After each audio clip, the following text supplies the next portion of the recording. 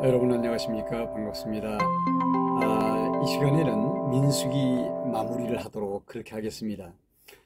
지난 시간에 백성들의 3차 시련을 말씀을 드렸는데 조금 남았으니까 연결해서 말씀드리고 그리고 민수기를 마무리하도록 하겠습니다. 여러분, 성경은 언약과 성취로 되어 있습니다. 왜 언약과 성취로 되어 있느냐? 하나님이 시작하시는 역사가 하나님이 마치시는 역사로 종결될 때에 그 중간의 공간적 세계는 언약하신 하나님이 그 언약을 이루시는 것으로 말미암아 하나님 당신 자신의 존재를 죄로 타락한 인간들에게 보여주시기 위함이죠.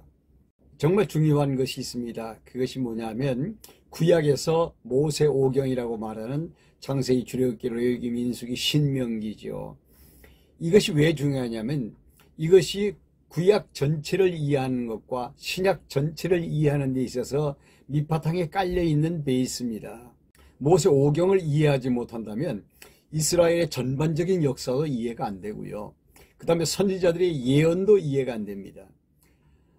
예언서 전에 욥시편, 잠언, 전도, 아가서라고 하는 시가서가 있죠. 이것도 역시 이해가 안 됩니다. 그리고 신약에 넘어와서 왜 신약의 역사가 이렇게 진행이 되어지느냐, 이것도 사실 구약의 모세오경이 없으면 이해하기 힘듭니다.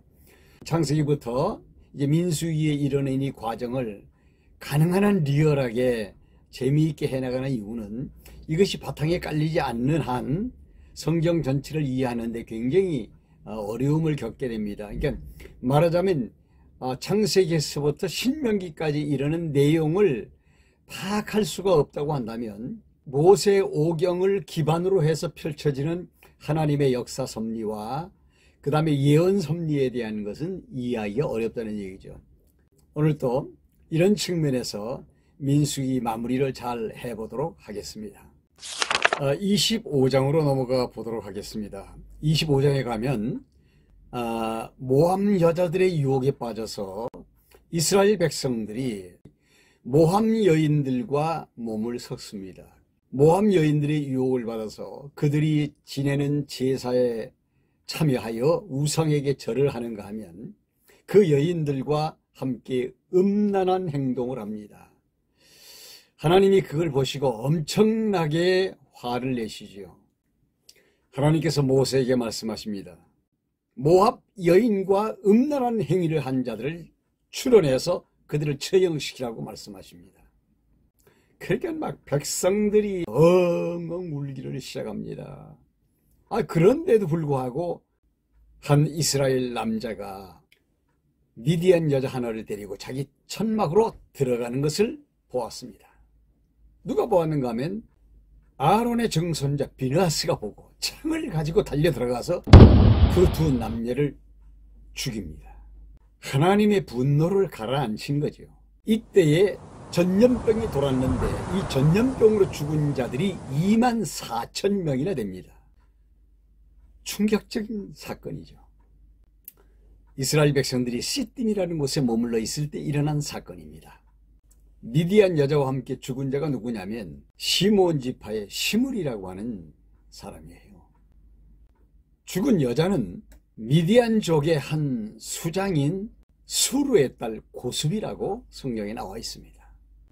사실은 이 미디안 사람들이 미인계를 써서 이스라엘 백성들을 사실은 타락시킨 거죠. 하나님께서 미디안을 원수로 생각하고 미디안을 치라고 말씀하십니다. 자그마치 24,000명의 사람이 죽고 난 다음에 하나님께서는 모세를 통해서 남아있는 자들의 수를 세라고 말합니다. 이것이 제26장입니다. 20세 이상 된 남자 장정들의 수를 세니까 각 지파별로 도합이 60만 1,730명입니다.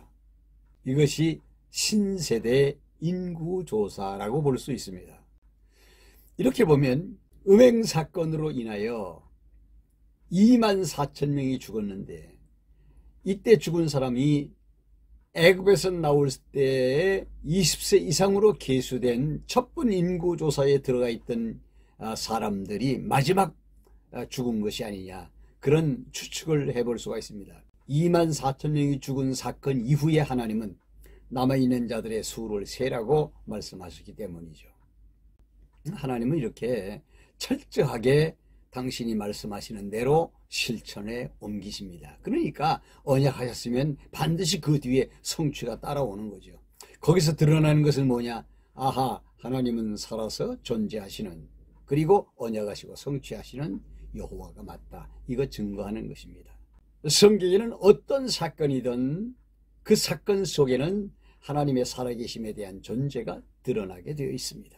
그런데 신기한 것은 인구조사를 하는데 레위인은요 1개월 이상 된 사람들을 숫자를 셉니다. 23,000명입니다. 왜 그런가 하면 레위인들은 전쟁에 투입이 되지 않기 때문이죠. 27장에는 슬로보아스의 딸들이 모세에게 기업을 요청하는 내용이 나옵니다. 무슨 얘기인가 하면 남자들에게 앞으로 이제 가나안 땅에 들어가면 땅이 기업으로 주어질 텐데 슬로보아스는 아들이 없습니다. 딸만 있어요. 그러니까 그의 딸이 와가지고 우리 아버지는 고라당에도 가입을 안 했고 그냥 순수하게 사시다가 돌아가시는데 아들이 없으니까 딸들에게도 기업을 주셔야 되지 않겠습니까? 하고 건의라는 거죠. 하나님께서 주라고 말씀하십니다. 같은 지파 안에서 결혼을 해라. 그런 조건으로 땅을 기업으로 주라고 말씀하십니다. 그리고 모세에게 슬픈 말씀을 하나님이 하십니다. 모세야, 정말 안 됐지만 너는 가나안에 들어갈 수가 없다. 무리바 물 사건 때문에 내가 너를 가나안에 들여보내지 않겠다라고 말씀하십니다. 그러나 사실은 이건 하나님의 계획 속에 이루어진 일이라고 보아야 맞습니다. 모세 시대가 끝나야 여호수아 시대가 돌아오게 되는 거죠. 그리고 하나님께서는 모세에게 여호수아를 네 후계자로 임명하라고 말씀하십니다. 그래서 모세는 여호수아를 데려다가 엘르아살과 모든 백성들이 보는 앞에서 안수하여 그를 자신의 후계자로 삼습니다. 28장에는 하나님 앞에 드리는 제물에 대해서 말씀하시고요. 29장에는 절기에 하나님 앞에 드릴 제물에 대한 말씀을 해주시고 있고요. 자손 언약의 마지막 장인 민수기 30장에서는 서약에 대한 규례를 말씀해 주시고 있습니다. 여기까지가 이제 자손 언약 성취에 대한 마무리예요. 이제 민수기 31장부터 시작해 가지고 36장까지의 내용은 요단 동편 땅을 갓 지파와 루벤 지파와 므낫세 반 지파에게 분배하는 내용이 나옵니다. 그것이 36장까지 이어지고요. 그 다음에 드디어 모세가 이스라엘 백성들에게 설교를 하고 가르치는 모압 평지에서의 모세의 교육이 기록된 것이 신명기입니다. 여기까지입니다. 다음 시간에는 신명기에 들어가도록 하고요. 마무리를 하려고 합니다. 하나님께서 창세기 12장에 아브라함을 소명하죠. 아브라함을 불러서 가나안 땅으로 가라고 말씀을 하십니다. 그러면서 아브라함에게 세 가지를 약속합니다. 하나는 뭐냐? 내가 네 자손을 저 하늘의 별처럼 많게 해주겠다. 사람들이 티끌을 셀 수가 있다고 한다면 네 백성도 셀 것이다. 그래서 이 민수기에 와서 하나님이 축복하셔서 번성한 그의 후손들의 인구조사를 하는 일이 나오죠. 민수기는 거기에 포커스가 맞추어져 있습니다. 애굽에서 430년 동안 자손이 번창하는가 하면 모세를 세워서 그 백성들을 극적으로 탈출시켜서 홍해를 건너 광야에 들어오게 하고 광야에서 40년을 지나가는 동안에 구세대와 신세대를 나누시는 섭리를 하시면서 이제 민수기 마지막 부분에 와서 신세대를 점검하여 60만 1730명이라고 하는 인구를 확정짓고 그들을 가나안 땅으로 들어가게 하시는 거죠.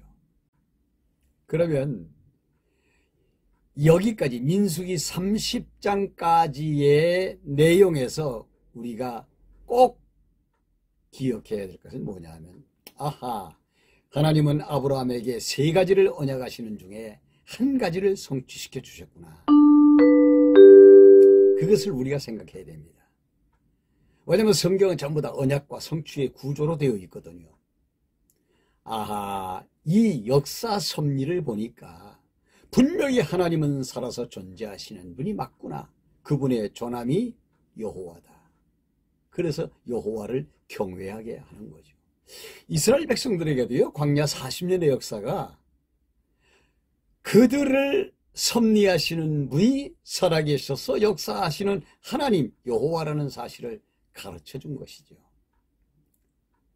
40여 년의 광야 생활에서 그들에게 가르쳐 준 것, 하나님은 여호와라는 사실입니다. 그 뒤로 이스라엘의 역사 속에 기록을 보면 하나님께서 나는 너희 조상들을 애굽 땅 종되었던 곳에서 인도하여낸 나 여호와니라, 이렇게 소개를 하십니다. 이게 계속 나오고 있습니다.